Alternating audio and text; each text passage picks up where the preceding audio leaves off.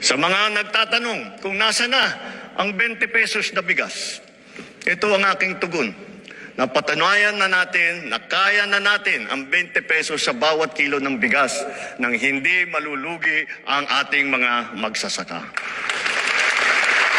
Isa ito sa mga pinalakpakan na paksa sa ika-4 na State of the Nation Address o SONA ni Pangulong Ferdinand Marcos Jr. nitong Lunes. Ayon kay Pangulong Marcos, layunin niyang gawing mas accessible ang 20 pesos na bigas upang mapababa ang gastusin ng publiko lalo na ng mga minimum wage earner.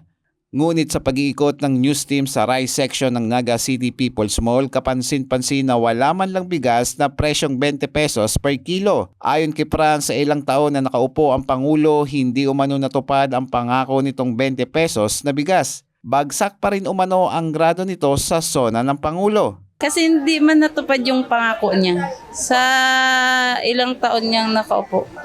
At least ko maintindihan kung mahaloy-haloy, pero perang taon na di man natupad si 20 pesos yung pinangako.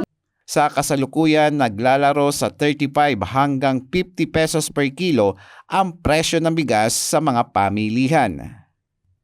Eli Balbin, CSN.